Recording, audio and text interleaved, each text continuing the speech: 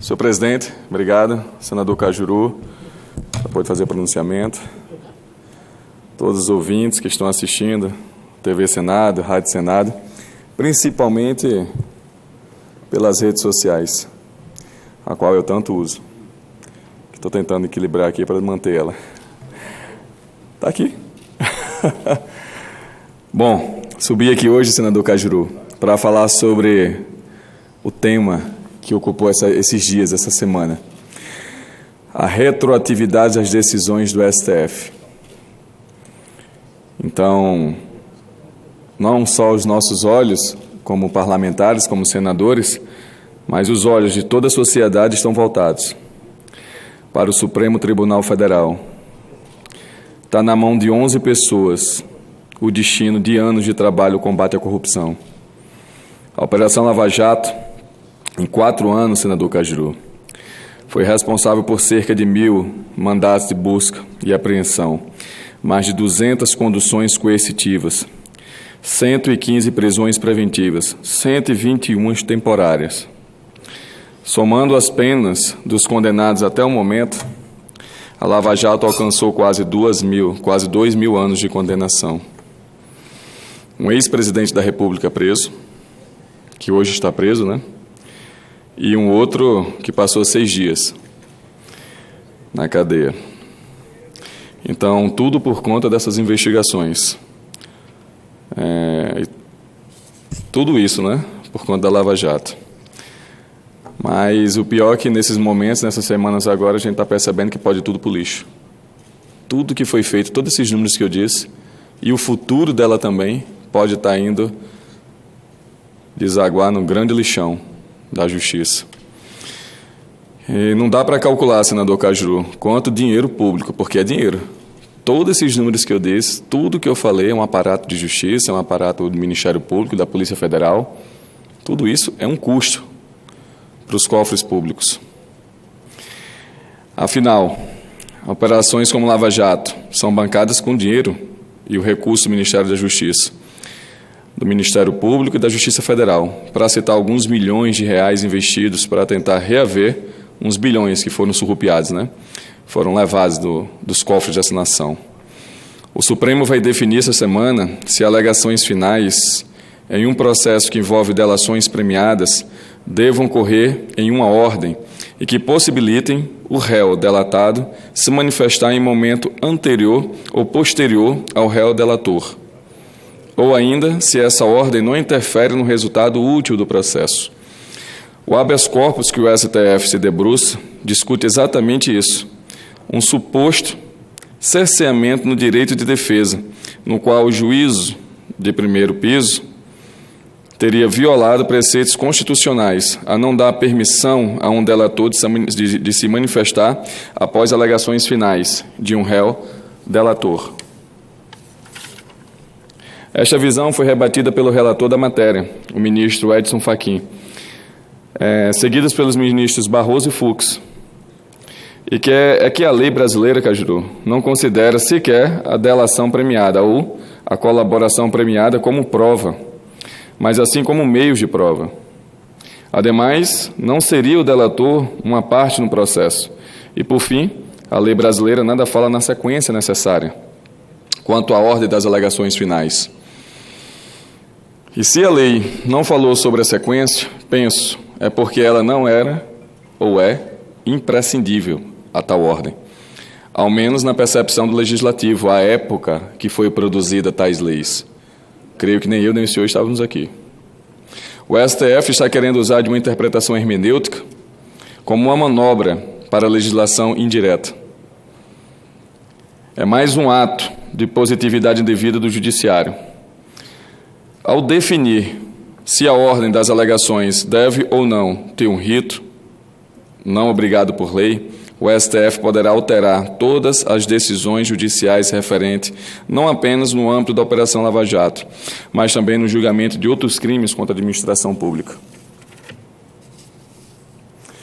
Falo também de tráfico de drogas, viu, senador? Falo também do tráfico de armas, comércio ilegais de pessoas, pornografia infantil, só citando alguns exemplos do que pode ter os seus efeitos dessas decisões, a partir dessa decisão, as consequências de toda ela. Tem que estar bem ciente a população. Poderá haver... A população veio tomar ciência agora dos efeitos do abuso de autoridade. Veio tomar efeito agora. Os juízes agora amedrontados, com medo de prender marginais, traficantes, vagabundos. Imagine essa agora, que está sendo votada. Poderá haver uma regra definitiva para os casos em que haja delação premiada e cujas penas sejam superiores a 4 anos, em substituição inconstitucional de um papel que é desta casa, senador Cajuru, senador Paim. Cabe a nós legislar. E do Congresso Nacional. O relator, o ministro Edson Fachin, já proferiu seu voto no sentido de que as regras devem seguir como estão. Tudo bom, senadora Selma? Réus delatores e réus delatados devem se manifestar no prazo conjunto. Não existe hoje uma ordem posta para a apresentação das argumentações de cada defesa, ainda mais em casos que envolvam as delações colaborativas. Infelizmente, o relator e sua tese estão sendo vencidas. Falo do ministro Fachin. O ministro Alexandre de Moraes iniciou uma divergência apegando-se às raízes principiológicas ao direito comparado de outros países, senador Cajuru. E foi seguido por diversos outros ministros, do meu ponto de vista, lamentável. Esse Poder Legislativo não pode permanecer inerte e a esse cenário que se aproxima. Exatamente por isso, vou apresentar um projeto de lei, ao qual já estamos trabalhando nisso, para disciplinar esse tema. Uma coisa é a interpretação de 11 ministros indicados para estarem lá naquela casa. Outra, bem diferente, é a discussão entre essas duas casas legislativas, formada por representantes, sobre o tema que está sendo discutido agora. Eu adianto aqui que concordo com a tese apontada pelo ministro Edson Fachin. Na fase das alegações finais, não há mais nenhuma novidade, nem em termos de argumentos, nem em termos de fatos ou provas, que poderiam se transformar em prejuízo para as outras partes. E como o próprio ministro colocou em seu voto, o importante é que em todas as fases tenha havido a oportunidade do exercício do contraditório, essencialmente em qualquer processo judicial.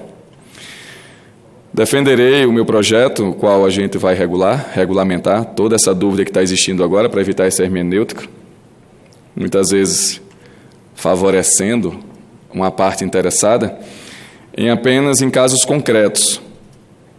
É isso que a gente vai fazer aqui, nessa Casa Legislativa, essa discussão, defender em casos concretos, em que for demonstrado que a ordem das alegações, de alguma maneira, cause prejuízo a alguma das partes. Aí sim, claro, o juízo autorizado pelo Comando Legislativo poderá conceder prazo à manifestação da parte prejudicada.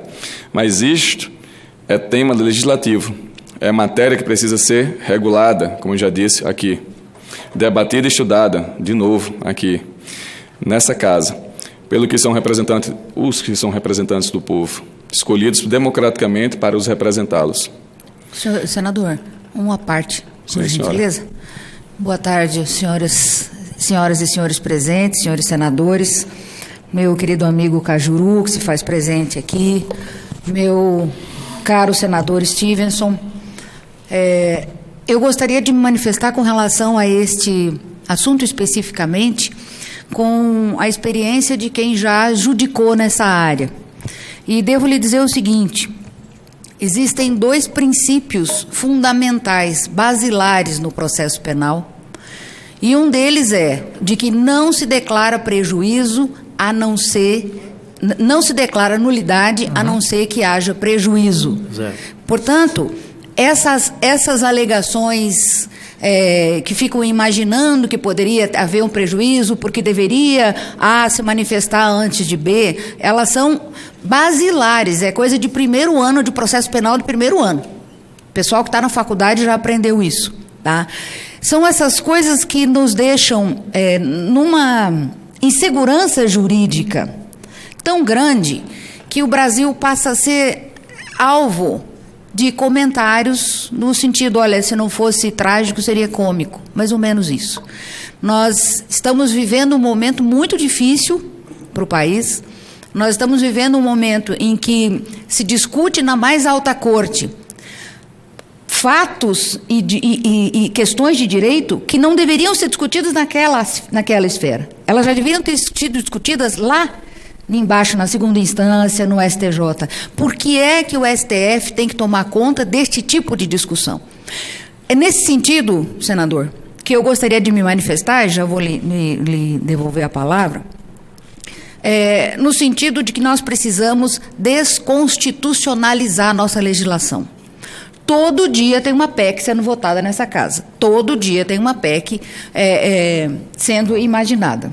A nossa Constituição, se PEC adiantasse, a nossa Constituição seria a mais perfeita do país e o nosso Brasil seria o lugar mais tranquilo de se viver juridicamente falando.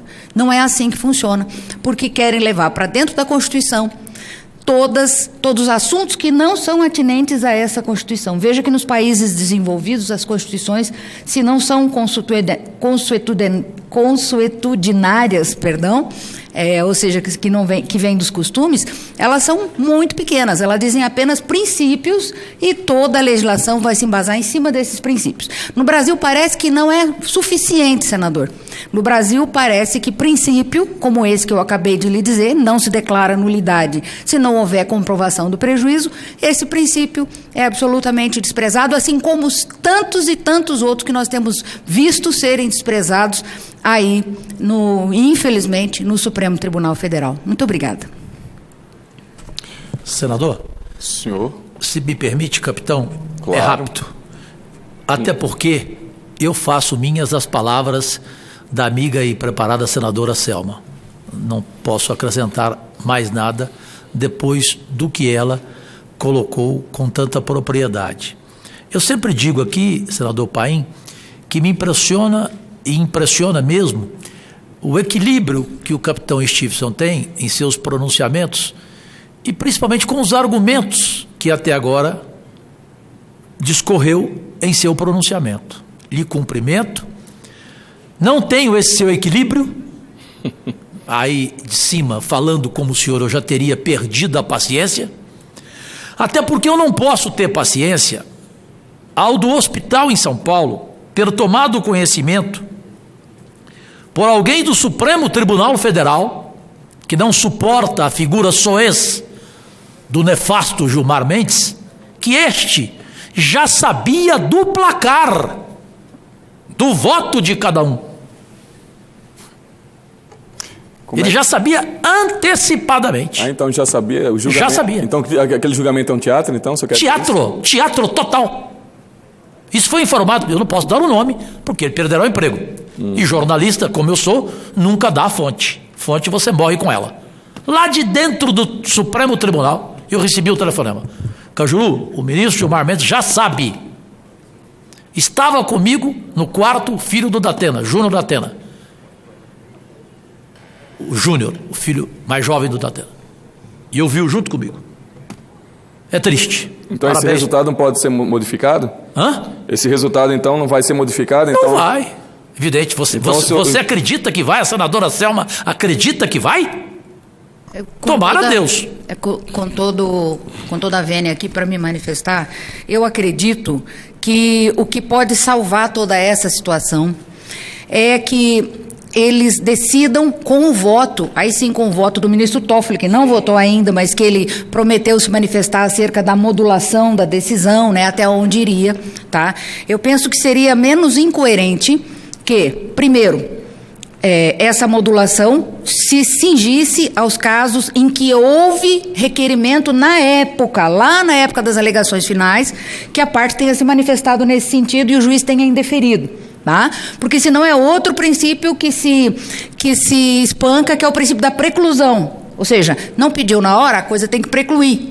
Não pediu, perdeu a chance. Assim que funciona. Bom, então, acredito que essa modulação ela deva ficar cingida a esses casos em que foi requerido e o juiz não permitiu, e também, senadores, que fique provado a exigência da prova do efetivo prejuízo. Ou seja, as alegações finais vierem depois. Mas quando as provas todas já estão conhecidas, como era o caso que o senhor estava citando, tá, não há prejuízo nenhum. Agora, se as alegações finais do delator vêm por último, e, por exemplo, esse delator traz um documento que não estava no processo ainda, ou cita uma testemunha que não foi ouvida no processo, isso tudo é alegável, tecnicamente alegável. Então, a minha esperança, e fica aqui meu apelo para o Supremo Tribunal Federal, que nessa discussão sobre essa modulação, leve em consideração esses dois princípios que são tão importantes, tão caros ao processo penal e ao povo brasileiro, que é o princípio de não se tornar nada nulo sem prejuízo e o princípio da preclusão, o Instituto da Preclusão. Muito obrigado. Eu continuo, senador Cajuru, com o que o senhor me falou. Eu creio que esse temor, que esse julgamento vai causar um alvoroço no sistema hoje judicial, pois essa tese que a senhora está discutindo, senadora Selma, se ela passar, e como o senador Cajuru disse que soube da fonte dele, que ele não quer revelar por ser jornalista, eu acredito que o senhor tem essa fonte. Se esse HC passar, será que, se for vitorioso, o que vai ser dos outros processos? Então, é isso que a gente vai... Será que vai analisar só aquele? Será que o objetivo é só aquele mesmo, senador Cajuru? Então, pensem, vai mandar de volta para o estágio inicial todos os processos que não se enquadram na decisão que o STF tomar agora, vai retroagir tudo isso. Já avaliaram o tamanho do prejuízo? Eu não falo só financeiro, não. Prejuízo moral para a população brasileira. A senhora não estava aqui, senadora Selma, mas eu contei aqui no início a quantidade que a Operação Lava Jato já produziu e que está colocado em risco agora, tudo que foi produzido. Um relatório do Ministério Público Federal em 2018, senador Cajuru, diz, em referência à Lava Jato, nesse esquema, que dura pelo menos 10 anos, da forma que está, grandes empreiteiras organizadas em cartel pagavam propinas para altos executivos de estatais, né, e outros agentes públicos. O valor da propina variava aí de 1% a 5% do montante dos contratos bilionários superfaturados, como todos já sabem. Esse suborno era distribuído por meio de operadores financeiros, né, como todos também já sabem, do esquema, incluindo doleiros investigados na primeira etapa. Esse dinheiro roubado, população brasileira, vem de você. Está sendo surrupiado do seu bolso. Por que eu estou falando isso, senador Cajuru? Não se leva em consideração, né? Nada disso. Se leva essa ordem, senadora Selma, dos fatores que na matemática não mudaria. Se fosse uma matemática, né? Talvez não mudasse a ordem dos fatores. Mas para a justiça, esses fatores que nem em lei estão alterando tudo. No mesmo relatório, o MPF, em 2018, mostra que todo esse trabalho que eu já citei, senador Cajuru, vai se perder. 176 acordos de colaboração premiada firmados entre pessoas físicas, 548 pedidos de cooperação internacional. Desses, 269 pedidos ativos para 45 países, 79 pedidos passivos com 36 países, 86 acusações criminais com 346 pessoas, 45 pessoas sentenciadas pelos crimes de corrupção, crimes de tráfico internacional de drogas, de organização criminosa, crime contra o sistema financeiro internacional, lavagem de dinheiro e outros. 211 condenações, em face dos quais 139 pessoas somente no processo de primeira instância. No STF, 121 acordos de delação premiada, só lá. Ou seja, 121 processos que podem voltar ao zero, na estaca zero. Quem é do direito, como a senhora mesmo disse, senadora Selma, aluno do primeiro ano, como a senhora falou, sabe que a lei retroage para beneficiar o réu. Mas só a lei retroage. A interpretação, eu tenho minhas dúvidas. Se eu interpretar algo que não está legislado, que não foi feito por aqui, é algo hoje que o STF está fazendo. É a interpretação dele retroagindo. Para benefício de quem? Então, o Supremo, ainda que use do seu poder interpretativo, nesse caso, deve se limitar o que tanto defende, a Constituição, e modular os efeitos de suas decisões apenas em casos que analisa. Aos futuros que apresente. A interpretação não poderá retroagir, e isto não é para benefício da sociedade. Enquanto muitos defendem o indúbio pro réu, quero defender aqui o indúbio pro sociedade, que defenderei sempre pelo interesse da sociedade. Então é isso, senhor presidente. Vim aqui, subir hoje essa tribuna para falar justamente desses perigos, desse dano que pode ser causado a uma operação a qual eu acompanhei e acompanho de perto e está correndo esse risco seríssimo de ser exterminada por uma decisão como essa. Muito obrigado. O Brasil que